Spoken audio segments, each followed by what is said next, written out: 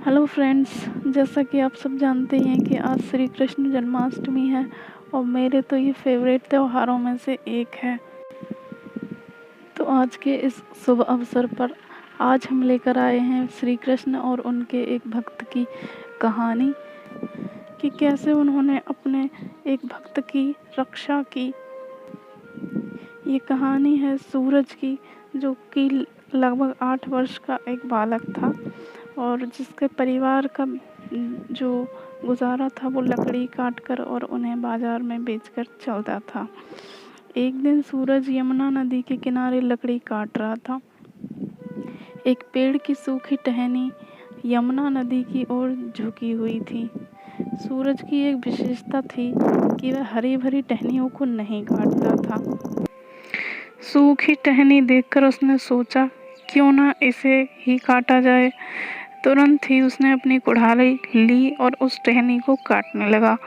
क्योंकि वह टहनी यमुना नदी की ओर झुकी हुई थी, अंतिम प्रहार से वह टहनी टूटकर नदी में गिर गई। उस टहनी को बचाने के प्रयास में सूरज भी यमुना नदी में गिर गया।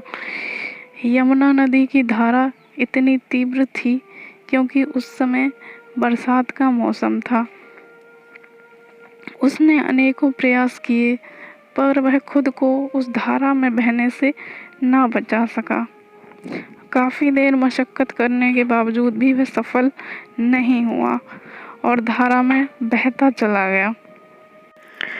तब उसने अपने कठिन समय में भगवान श्री कृष्ण को मदद के लिए पुकारा, क्योंकि इससे पहले उसने कभी श्री कृष्ण को अपने निजी हितों के लिए नहीं पुकारा था। तो श्री कृष्ण अपने भक्त की पुकार सुनते ही उपस्थित हुए। श्री कृष्ण ने देखा सूरज बेहोश और अचेत अवस्था में पड़ा हुआ है। उन्होंने सूरज को सकुशल लाकर किनारे लेटा दिया। सूरज को भी यह एहसास था कि उसे किसी ने बीच नदी से उठाकर किनारे पर लाया है और उसकी देखभाल भी की है। नींद खुली तो वहाँ कोई भी मौजूद नहीं था। उसने मोरपंख देखा तो वो जान गया कि उसके प्रभु उसकी रक्षा के लिए आए हैं और सूरज अब सकुशल बच गया था। कई बार हमारे साथ भी ऐसा होता है लाइफ में कि जब हम किसी मुसीबत में फंस जाते हैं तब कोई हमारे साथ खड़ा हो जाता है या फिर हमें उस मुसीबत से बाहर निकाल जाता है। तो उस क्षण वह इंसान भी हमारे लिए भगवान का ही रूप होता है।